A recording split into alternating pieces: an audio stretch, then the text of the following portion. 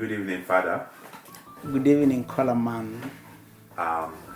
This is a kind of a documentary about you because we want to keep a memory of you. But first of all, can you tell us your name and where you come from? My name's Rev.Fr.Mag Magister John Ngenga Nganga, and my country of origin is Kenya. Okay. Like where I'm from Biafra land, our native names always have a meaning. Does Ngenga, Nganga, can you tell us the meaning, if it has a meaning? Yeah, our names really, not all of them have meanings, but my name, Ngenga, is a Swahili word which means somebody who builds. And but when I go back to the Kikuyu language, Ngenga has another meaning altogether. It means the maize. When you crush the maize, they are the broken maize. Normally that one is called Ngenga or Jega in Kikuyu accent, and is normally used to feed the chicken and birds. Okay. Yeah. Father, how long have you been living in Austria? I came to Austria in the year 2007 on the 24th of September, and I have been here for the last 12 years, and this year that I'm in is my 13th year. Okay. What was the reason why you came to Austria? I came to Austria to do my studies, that is master's in theology and also PhD in theology.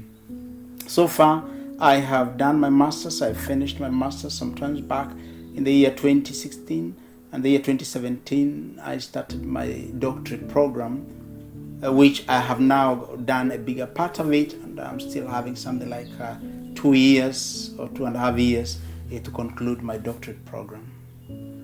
How did it happen that you had to leave the continent Africa to travel to Europe?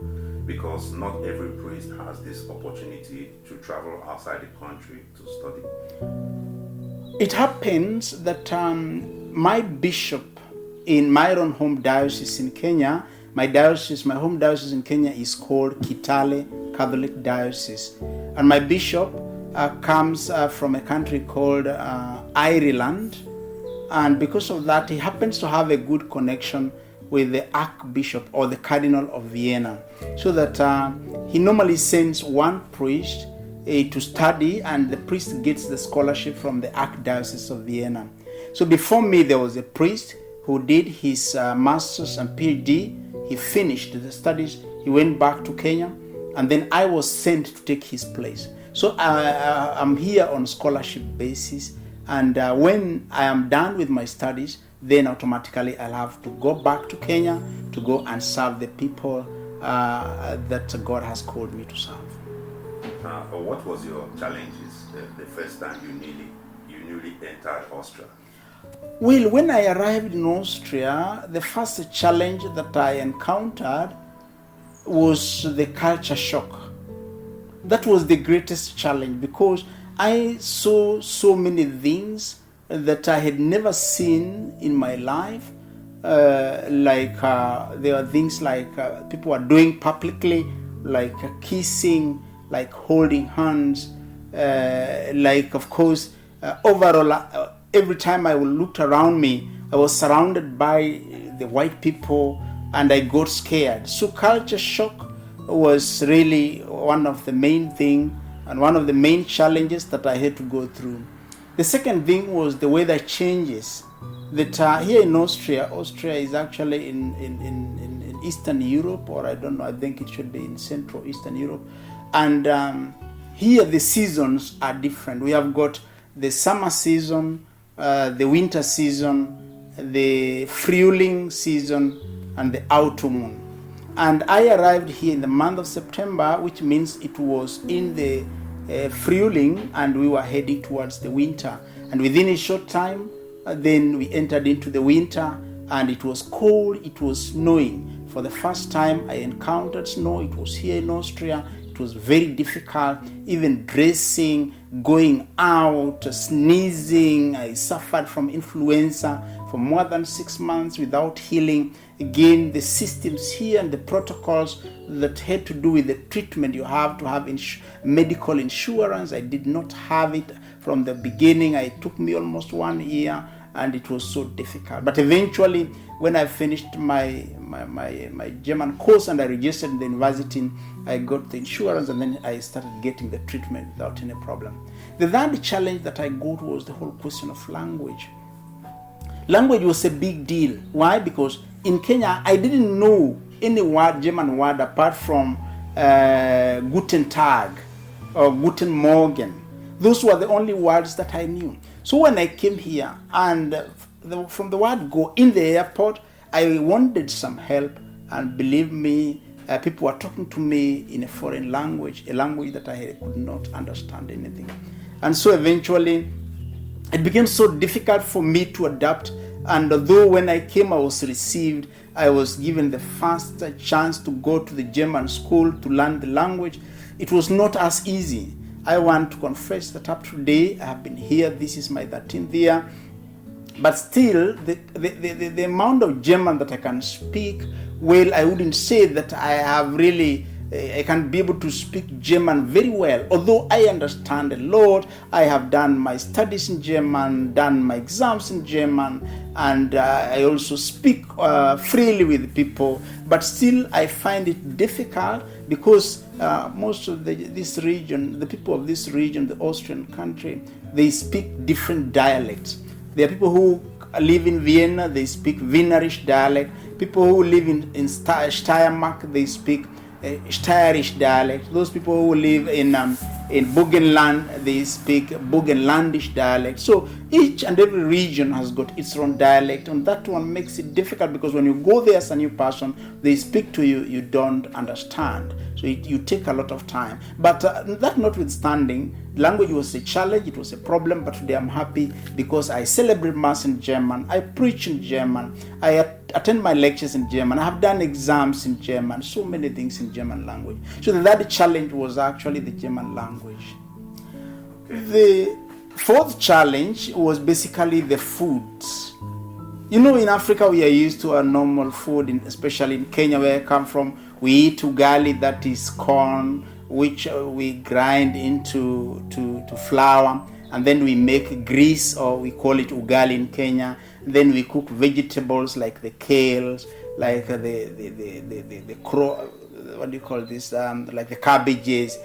We cook together, we cook meat together, we eat grease, and we enjoy. But when I came here, I realized there was nothing like that. So the only thing that I could eat was rice and fish and Wiener Schnitzel and purely Austrian food. So it took me almost 3-4 months to know where I can find an African shop to go there and buy food and come and eat. But even what I found, it was not really from Kenya, but some of them were from West Africa, others Central Africa, others from Brazil, and I could be able to go there and buy some of them and come and cook. So those were the 4 challenges that I can be able to present to you, and it was not easy. Okay. What are the negatives and positives of European way of life and culture in comparison to African culture? The negatives and the positives of the European way of life, maybe I'll begin with the positives.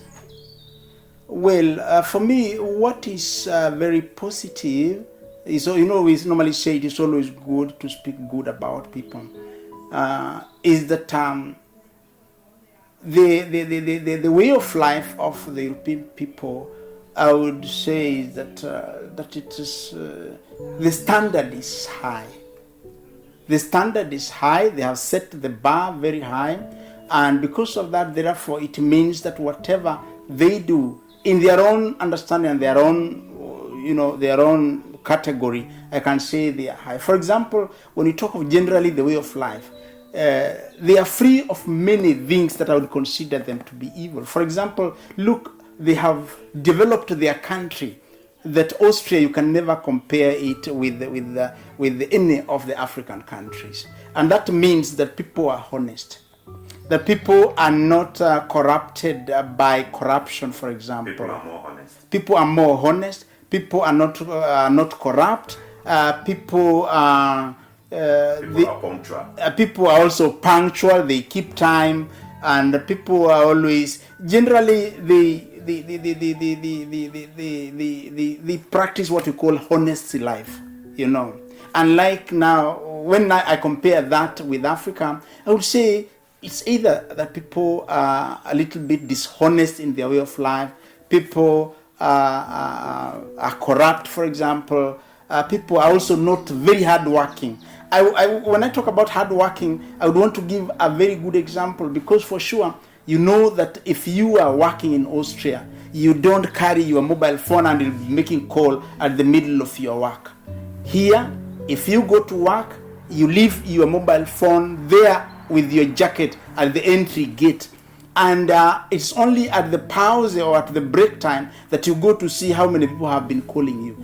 But back at home in Kenya, you know, somebody, you can call somebody, even somebody who is in the office will be answering your call. Somebody who is working in the factory will be answering your call, and you are hearing all the noise of the machine. This one is not heard of here in Austria. But back at home, it's like people, they don't count or they don't care about like the hours that somebody works. So people are more disciplined here. Yes, here people are more disciplined, yeah, and there I would say that people are less disciplined. And then another thing that I would say that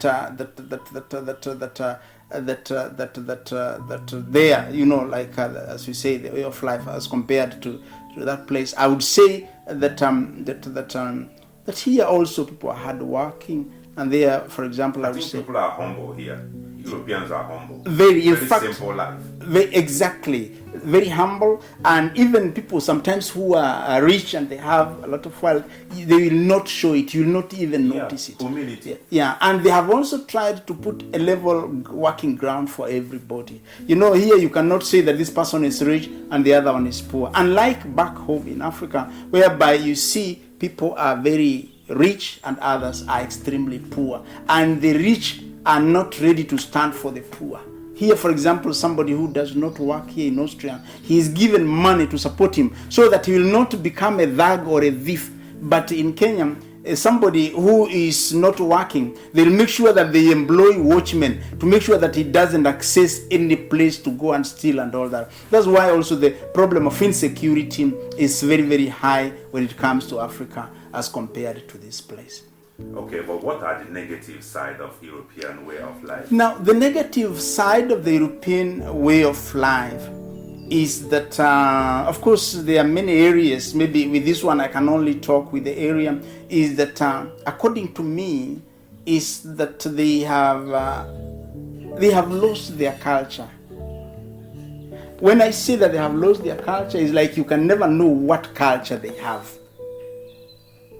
And because of that, therefore, so it becomes very difficult, because it's like they have mixed up everything. And one thing that has contributed to that is that they speak only one language. Although they speak English, for example, within this German-speaking region, they speak a bit of English, but their main language is the German language. Even those who go to school and they study English language, they don't want to speak it outside. Unlike some of us who come from Africa, and there we have got so many different tribes speaking their own different mother tongues. But when we study English language, we have taken it as our language. When we study any other language, we take it as our language, and we are able to live with it and to understand it and all the dynamics. Yeah. And then another thing that I would say, the challenge which I have taken here as the negatives within this region is that, of course, number one, I said that their culture is completely different, and it's like you cannot be able to describe that this is the European culture, because it's not limited. I think it's taken from their law. Their law has replaced the culture. I think so, yeah. I think they are more concerned about the law of the country. Yeah, than the culture, yeah. But at the same time, you realize also, like these people, they were migrants also from different regions, and because of that, when they came together, what they did was that they forgot their own culture from wherever they migrated, and they were guided by the law, and they took that culture of the German language, and they are very, very faithful and loyal to the laws. Yeah. And then another thing, maybe, which I would say as the shortcoming, personally, I would say, is that it's a whole question of this is my the church, the faith. Yeah, so that is one of the things that I also wanted to say, is that there is what we call materialistic mentality. People have become so materialistic oriented, and because of that, therefore, you see that people have put God aside. Although I cannot so strongly say that they have put God aside, but you see that they no longer go to the church. While maybe in Africa you see so many people going to the church, a big church, which can accommodate up to 2,000 people, and you see they are having 2, 3, 4 masses on a Sunday. But here, you go to the church, maybe even the cathedral, of course there are many masses, but the Christians are not as many compared to the African situation. So because of the materialism, the faith has gone down. In Austria, the Catholicism is really a very high percentage. Well, it was said sometimes back in the 80s, it was 99%. Today we can say it is up to 80% Catholicism. But the question is whether these people go to the church or not. So you see, at the moment, the church is only is only for the people we call the old people. Otherwise, the younger generation, they work from Monday to Friday, and then on Saturday somebody wants to rest. On Sunday somebody wants to rest, and they really don't. On Saturday they go to parties. Exactly. And on Sunday they are sleeping. Exactly. On Saturday they go to parties, and on Sunday they want to rest. Yeah, that is the biggest problem or the challenge. Yeah. Okay. What is that particular positive thing you have learned here in Europe, which you will definitely go back to Africa with someday? Only one particular thing. Yeah. I think the one particular thing that I have learned in Europe and I would want to take with me to Africa, although I say one, is to be honest in my life. Honesty. That is a thing that I have learned. I have learned it not only from the adult but also the children. That even the children, they are very, very honest, and they say what is in their mind, in their heart. That is what comes out of their mouth. And secondly, I have more than one particular thing that I have learned that I would want to take back with me to Africa: the spirit of hard work. That when you work hard, that work hard will pay you.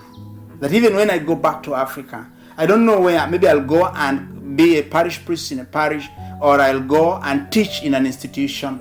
I have learned that I must always be very, very hardworking so that I enjoy the sweat of my labor. Okay. Yeah. So, what advice would you give to young people who are contemplating of becoming a priest? To the young people that are contemplating of becoming priest, my advice would be, it's a noble vocation. Priesthood, for me, as Father John, is a vocation. You don't become a priest because of the benefits that you gain from priesthood, or because of that, maybe, for example, the good car or the privilege that you have of being a leader of a parish or a community, but you become a priest because you feel the inner voice. Or having a personal cook.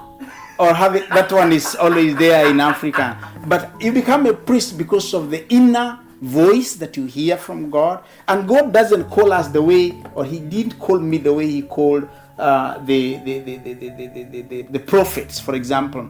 God called me through a simple sign whereby I attended an ordination. I saw a priest being dressed with a chasuble, and from that day I said I also want to become like that priest, so that I can also put a chasuble. So God used that to call me. So to the young people who want to become priests, I would encourage them to take the challenge. To be a Catholic priest is not easy. Number one, it's a life of self-denial. It's a life of free of materialism or attachment to materialism, so that one may be able to serve the people well.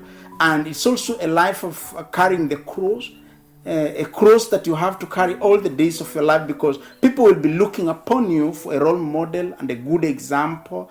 People will be coming to you when their crosses have become very heavy. They'll be coming for a word of encouragement. They'll be coming when they are sick. They'll be coming to you seeking for healing. When they are broken in their heart, they'll be coming to you crying, asking you to advise them on how to confront the challenges of their lives, and many other things. So because of that, I would advise the young people who want to become a priest, first of all, to know that you're not becoming a priest because of the privileges. You're not becoming a priest because of the big house. You're not becoming a priest because of the good car and all that. But you're becoming a priest so that you may be able to serve the people of God and make sure that you bring these people of God to the kingdom of God. Okay. So what advice or tips would you give to a priest, an African priest, who is planning to come to Europe to study, especially in the German-speaking countries? Yeah, personally, I wouldn't want to discourage any priest who wishes to come to Vienna or to Austria or to Germany or to Switzerland, because that is the German-speaking region, to come and study. The only thing that I would tell you is that you have to be prepared to confront the language, because the language is really a very big challenge to many. And secondly, I would also want to tell you that when you come here, of course, culture shock you have, especially if you are coming from Africa, from West Africa, East Africa, from southern part of Africa, which I would call is like, I always call that part as black continent, whereby of course most Africans live within those regions. In North Africa it's not so much, but I want to tell you that there will be challenges, and as you come, the language will be one of the greatest challenge. So but then the second challenge would be the change of weather, because some of these changes of weather we do not have them in Africa, because most of the African countries are tropical Africa, and because of that, therefore, all the countries that are near equator line, the weather is always the same. The day and the night, they are always the same. We have got only 2 seasons in the year, that is the rainy season and the dry season, and that is all. So when you come here, of course, know that you have to be prepared to experience up to -20 sometimes, and during the summertime up to +40 sometimes, and it is not an easy thing. And thirdly, to know that when you come here, do not come here thinking that you're going to study just for 3 or 4 years like the priests who go to America. Studying in a German-speaking region, it has been made very difficult.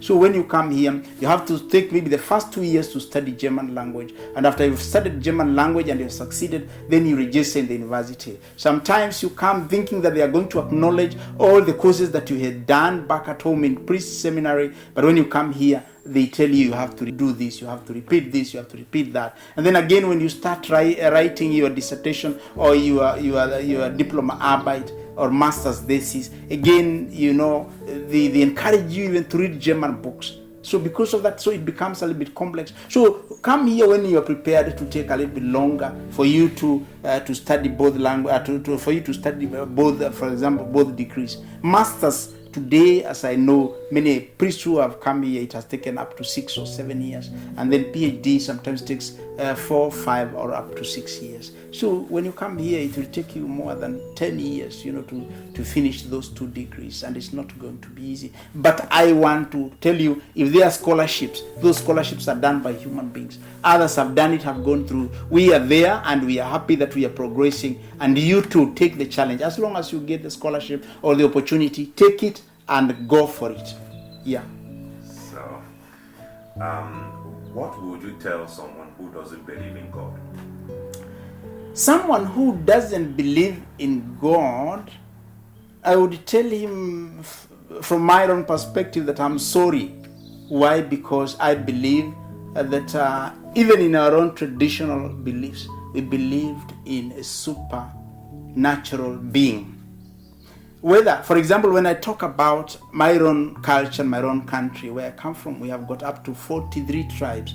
And each and every tribe had a belief in a supernatural being. For example, I come from the Kikuyu community, and our god was called Ngai, and this god, or Ngenga, and this god was worshipped in Mount Kenya. And our parents, our forefathers believed in that. And for sure, that God was a powerful God, because whenever the elders, through their priests, would go and offer sacrifice, the rains would come down. And that one tells us that even our people, even before the coming of the missionaries, they believed in God. When you talk about the Igbo people also, they have got different names for God. They have a God, they have a name for God is called Chuku, another one is called Chi.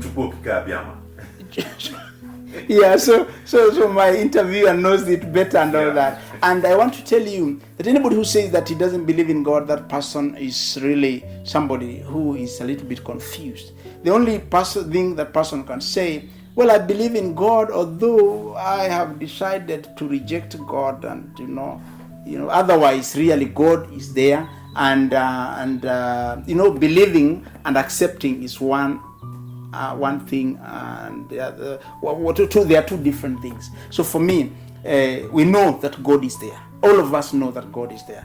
But believing in Him, you may decide I don't want, so I believe on something else. But for me personally, as Father John Ngenga, I believe in God, and I know that God has been there. I have transited from our traditional beliefs as a young priest. When I was young, during the times of my grandfathers and my forefathers.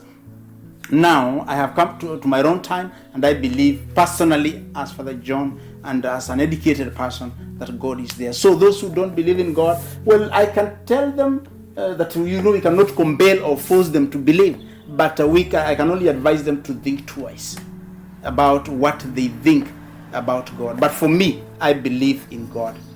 Yeah. Okay. What would you tell a woman who is living in a marriage full of domestic violence? A woman living in a marriage that is full of domestic violence, as a priest, I really don't advocate domestic violence. I know that those are realities of life. They happen, and they happen because of when two people who have decided to live together as wife and husband, and God maybe has even blessed them with children, decide to ignore the very small things about life. I think man and woman, they are meant for one another. And when God created Adam was not fulfilled until God saw that unfulfillment, and he decided to create somebody. And the Bible tells us that when Adam woke up from sleep and he saw the woman called Eve, first of all, he called her the bones of his bones and the flesh of his flesh. And therefore, she gave the name Eve. And from that particular time, we are told that Adam felt comfortable and fulfilled. And because of that, the issue of domestic violence, it has come as a result of selfishness. And when we talk of domestic violence, I would also want to clarify something, that it's not only it's not one-sided. There are cases whereby women are violent against their husband, and on the other side, men are violent against their wives. But mostly it's the men. Mostly it's the men, yeah. But it happens sometimes in both cases. And because of that, any violence against a partner, your wife or your husband, even or against the children, then is something that is ungodly. And therefore, any man who has taken a wife and has decided this is the woman that I'm going to live with, you must always rethink in your brain and ask yourself, how the way I'm handling my partner or my wife or my husband, is it the correct way? Because God did not create man for a woman, or woman for a man, and then you turn against the same person. So for me, what I would say is that men should rethink about their relationship with their wives, and wives should also rethink about their relationship with their husbands. But that notwithstanding, in accordance to the teachings of the church, you know that once you are married to a woman in the church, then that bond is eternal. And because that bond is eternal, it means that even when there is a misunderstanding, even when there is violence, for example, there is fighting, there is, all sorts of misdemeanor within the family circles, that you should seek for a solution. Running away or separating or calling the police for one another, that one doesn't solve the problem. But what if, when it comes to that, the husband is dangerously violent? When the husband is dangerously violent, then automatically you can seek for help. Dangerously meaning that the husband can decide even to kill the wife. Yeah. Then automatically, then of course, when it reaches there, it's no longer, I wouldn't even call it domestic violence, I will call it a criminal activity. And any criminal activity like that one, then the security agents must be involved.